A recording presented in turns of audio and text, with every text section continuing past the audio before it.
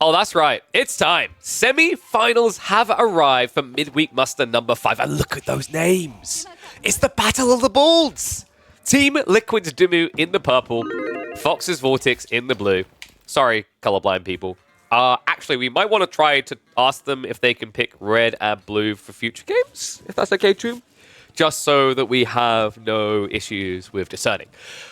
We got a fun one, though. Opening on transhumans here for an Ayyubid Abbasid showdown. It's a battle of the Middle East with only 2 rivers between them. Yeah, this is going to be a fun one, actually. We've seen both of these players thrive off of these Civ picks. Ayyubid seems to be the bread and butter for Vortex. Dumu served very well by the Abbasids. You guys might recall that quarterfinals game between Anatan and Dumu, where Anatan looked like he was pegged for the easy-peasy cruise mode victory the Japanese has been getting here, until Ben had something to say. Ben, just very capable of playing that defensive role on this starting island, actually show us just how much of an extreme you can take with the Abbasids. And I'm curious to see what we'll be able to do in this game, because my feeling is that you will have the same line of being the defender. However, you're playing against one of the most successfully aggressive players that AoE4 has to offer. And I was about to say, so you want to really go that way. That was very old school for a moment, almost like the muscle memory for Vortex setting in there, as he did immediately queue up military wing. But we'll be switching over the logistics wing that has been growing in popularity over the last few weeks. Yeah, we've been seeing this pretty much as the go-to for a few players. Vortex, Puppy Paw, Wham comes to mind. Anatan, I think, is starting to shift back towards it as well. Just very good for trying to be aggressive in the early age. Gives you some presence, some pressure that otherwise would be too expensive because of the damage your units would take. By the way, that's why Vortex didn't go for fishing. His timing would have been too slow to leverage the logistics. This now gives him flexibility to go for a fast castle build if he wants to, because fishing is temporary, relics are forever, right? And he can hit a very aggressive timing here with Growth Wing, which would allow him to not fall behind on villages compared to the Abbasids that should theoretically be going for Eco Wing, free TC. Moment of truth, the last drop-off comes in. And it is going to be that Eco Wing, yeah. So Dimi not doing anything unorthodox with his build order here. We know he likes to go Eco Wing. Some players have shifted away. Military Wing has been growing in popularity over the last 2 or 3 weeks. The nerfs to the Eco Wing really kind of solidified that, and there was going to be a shift in that direction. I think most notably, actually, the Canadians quite often go Milli Wing. But a map like this, it doesn't make much sense. This is very tricky, because like if you go Milli Wing against Logistics, you'll just lose the 4 units, guaranteed, to like 2 Desert Raiders. Because remember, that healing can just be fixated upon the injured. And 2 archers aren't really going to threaten dervishes. So, Vortex, is there anything he could have done other than Growth Wing for this fast castle build? Because I'm expecting to be fast castle. He'll likely add in maybe 2 Desert Raiders, poke a little bit, and then go up. Growth makes the most sense. We have seen some players going for Industry Wing, which, when you go for it in castle, gives you 800 wood, 400 stone. However, that play doesn't make as much sense against Abbasids. Abbasids will just see your TC booming and TC boom more. And considering Vortex's playstyle as well, the most likely outcome here is an all-in timing. How do you guys vote in the end? Still going? Ooh, quite even, but Vortex with a slight edge. Well, see, the Dervish play makes sense to the healing, though, Krakeny. That's why. Like, the Dervish, the opening play, as you can see with the double Desert Raider, you poke, you don't lose these units, and then you fall back to the free relics. And it does make a lot of sense when you consider that that saves Growth Wing for a later phase of the game where you get more value out of it. Also denies good TCs for Dimmu, right? We're probably going to see him trying to drop a second one on stone. Luckily for him, these dervishes are unarmed, which I find outrageous. They've got a giant stick. You think they'd be able to hit things with it, but a bit lazy.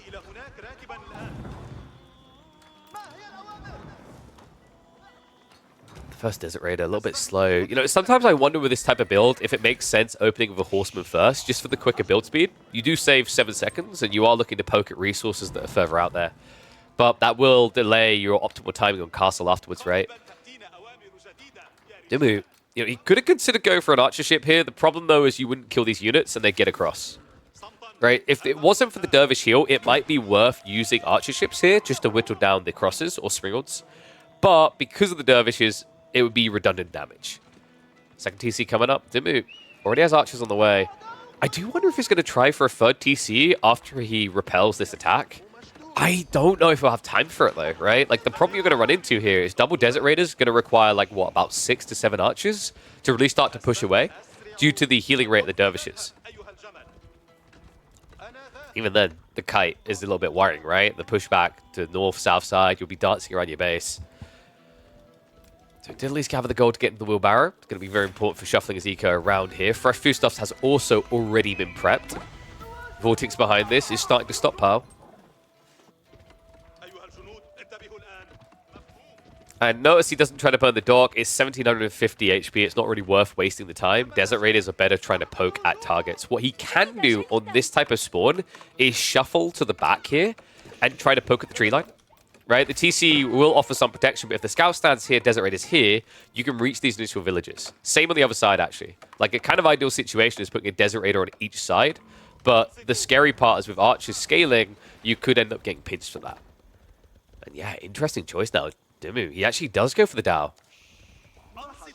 I mean, they're already on your island, right? You don't get much value out of that. It is at least good protection against the follow-up play, say archer spam afterwards, because that's a lot slower to move.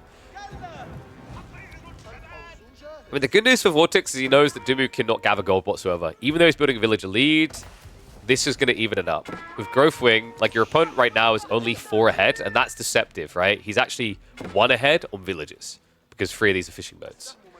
So by the time you tech up, you should be in a situation, actually, where you've reset the villager lead that Dimu's built.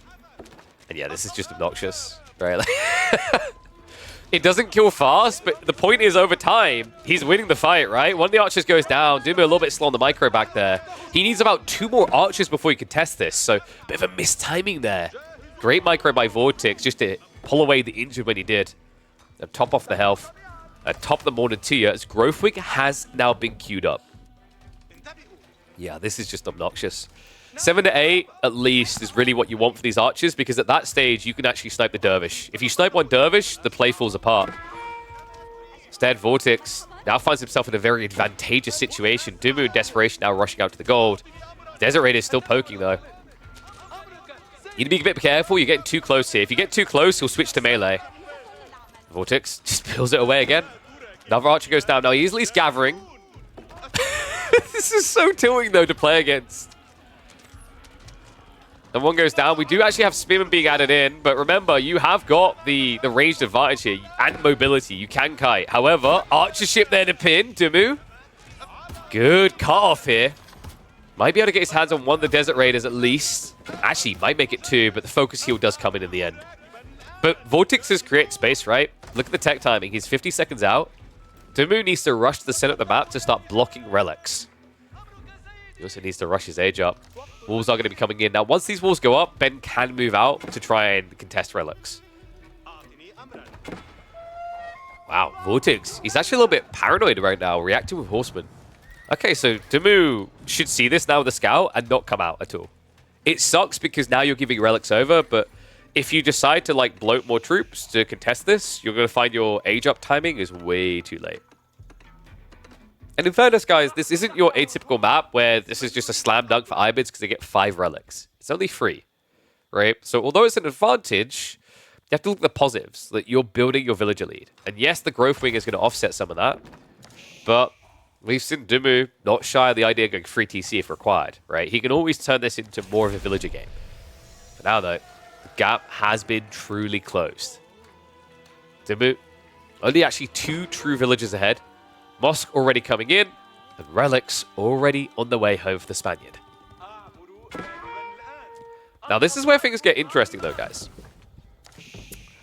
Vortex has an advantage right now, but playing Camel Lancers isn't actually the advantage you think. Walls are already up, you're not breaking through quickly. To make matters worse, Dimu could actually go into Camel Riders. Camel Riders destroy Lancers. So just as someone to be a little bit cognizant of, he's going to begin the age in 1 minute and 15 seconds with 2 of them. If he wants, he could prep the stables to get more, but it looks like instead, he wants to be a bit more cost efficient. Let's go for infantry. Yeah, so this should end up being, what, crossbows plus the spears? You could probably go golems instead. Makes a lot of sense because, like, the bread and butter of Ayyubids, the most built comp is camel lancers into archers. If Dimu does anticipate this. Spears will be feeding the counter.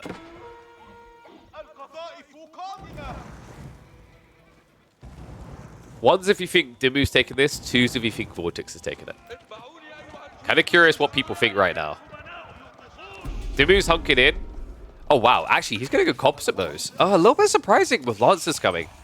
In fairness, you can beat your opponent's archers, but this means you're playing spears, archers instead of ghulams and crossbows. It does make sense from a gold perspective, because as we mentioned, he doesn't like have great gold with his starting positions, right? So yeah, what this is right here is if Dimu had like an extra 4k, he'd probably go, say, ghulams as a front line. But because of the limitations, he's playing budget Abbasids. The funny part about the budget Abbasids is now, instead of the ghulams countering the archers and holding back the lancers, it's simply going to be archers counter archers, spears counter camel lancers. Pretty cool idea here. Also gives him a more efficient blob point, right? Archers taking 15 seconds, crossbows meanwhile would take 23. That is a 1.5x wait time. Crossbows now on the way. Military boot camp also queued up. Vortex, I wonder, does he consider a second TC behind this? It doesn't really read right for the player or the matchup. He's looking for a timing attack here. The mesh now queued up as well, but Vortex already finding this annoying Dow, a nuisance, forward inside. And remember, he can't reach it. Archers only have 5 tower range. This has 6.5. So unless you catch Dimu not looking, you don't have an easy way of sniping this now. What could be incredible here, by the way, I don't know if Vortex is likely to do it, but that right there, Tower of the Sultan would solve a lot of these problems right now. Because archers don't mean squat against it. It also gives you a way of easily denying the Dow. I mean, or Dimu could slightly miss micro it and lose it anyway. Ghulams would make it difficult for the Tower Sultan idea. And here you go. Dimu is now switching. We do have Ghulams, crossbows on the way. Very limited gold, though. He's already tapped himself down to just 500 left in here. Yeah, this is not a highly desirable economy right now. Manjanique's coming in from Vortex. A little bit surprised Manjanique's at this stage. I mean, he needs an answer to the archers, though. If he just plays archer against archer, he's going to lose. Because he doesn't see enough spears to farm. Like, the whole idea is you need to hit the spears, kill the spears, activate your buff, and then you can test composite bows. You'll still lose one-on-one, but it's a lot closer at least. Which isn't reliable. Breakthrough on the wall coming in. Dimu has primed the demo ship. This could be perfectly timed. Mango trying to pressure. Vortex starting to retreat. Does he read the timing though? Demo on the way. It looks like he should be aware, but the archers, he turns around for a shot there. Dimu not getting as deep as he'd hoped though. Does at least create the space to try and reach the Manjanique. One Camel Rider going in. Does get the Splinter just in time here. But a lack of a front line now for Dimu. Only 2 Ghulams to hold this back. Needs to get more troopers out to block the Lancers. Crossbow counters at least a handful in there, right? 5 in total, so that will be enough to push the Lancers away. And Vortex has to reset. You could see he was aware of what's coming, right? The backup was intentional because he understood how quickly demos could come out of here. That was a great read by Vortex. Could have been much worse for him in this fight. Because of that dodge, he at least looks like he can square her off, but the issue you're seeing here is without the Camel Lancers hard committing, your archers will always lose. Dimu now rushing out with the villagers. Wait, what the? Wait, what? He pulls the villagers for the defense. Oh my god, that may have actually just saved him. I mean, Vortex, he's down to what? 15 archers in total here? Dimu now has the archer lead. The Lancers are non-existent, and now the pivot play is to shuffle over onto those berries. What a read by Ben. Looked so desperate, so dead, he needed to bring the villagers to his defense, but it is his saving grace in this game number 1. And even with some losses in there, it's still a substantial lead for him. Sacrocyte's now looking to be decapped, and the game's starting to look a little bit shaky for Vortex. Things have slowed down. Food access is becoming a little bit harder to easily secure, right? Now with your opponent being out in the mid-map, these berries are a risk. Lance at least going to raid in. We did see the stone grab from Dimu into a keep drop. Good staging point here. Wonder if it would have been better the south side with the berries, the deer, but this at least gives them the gold. And you're playing Abbasid, right? So What's more important, securing the gold or securing berries, deer, when you could just build farms? It's not like they're expensive. Well, castle is being rushed up. Looks like we'll come up in time here.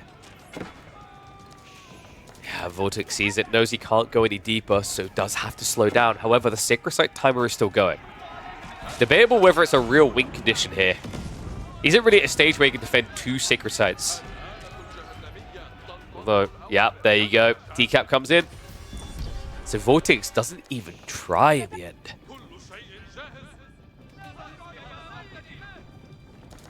What does Vortex do now? He hasn't really got enough Lancers to dive the main. The wall is at least down, so you could theoretically kind of trickle in, but you lose any sort of follow-up pressure. Best thing you can do is try to idle the gold so that Dumu can't get the premium units in. It's a good start here. Castle is annoyingly on the edge. Yeah, Dumu probably could have actually dropped this keep a little bit further south. He would have still protected the berries, but I think his worry was food running out, not gold. He's already seen that he can actually win with just food and wood. So gold is kind of like a luxury, something nice to have, but not necessary to succeeding.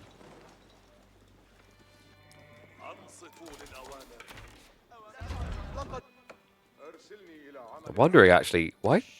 Yeah, so we haven't got that many farms just yet, but I think agriculture should be a target for like 20 minutes in.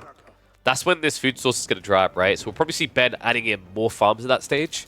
Treeline is getting thin. So thin, it's starting to represent both of these boys' heads. But he still has these nice, luscious clumps of trees to play off of on the front side. Not to mention the secondary line here. Crossbows now for Vortex. I mean, it makes sense you're up against Golems, right? But it kind of feeds the narrative of composite bows wins. Goldbuck's on the north side. Whoa, Dumu! The keep drop! Wow, Vortex, he wasn't there in time. Only had an outpost up here. So Dumu gets access to the 8k vein, which is also now a blocker to Vortex's supply. Ram's also coming up. He was getting ready to deal with 1 keep. Now he has to deal with 2. That's wild. I can't believe that. He's shuffling for more gold himself. In the meantime, a clash in the center. Manjaniques trying to win out here, but the Golems are the real problem. Only 2 crossbows here for Vortex. Composite archers just not dying quick enough either. I mean, I feel like we're close to the end of the road here, right? Vortex is going to lose the majority of his army. He has a weaker economy, a terrible position in the game, where Dumu now has the longevity with that gold secure. Damn. Dumu's just so good at this against the Mongols. I've seen it time and time again, and you will see it for the final time in this game. GG called. Game number 1 going to the bald Brit, not the Spaniard. Man, crazy way to open this up. We've seen both these players look dominant with the Middle Eastern civs on transhumans, but Dumu found that time and that defense strategy that got him through. That villager pool, truly his saving grace in this game number 1. What do you think of this one, though, guys? Abbasid is meant to win this matchup. Ayyubid should be dominant. Let me know what you think in the comments, and I'll catch you all in the next one.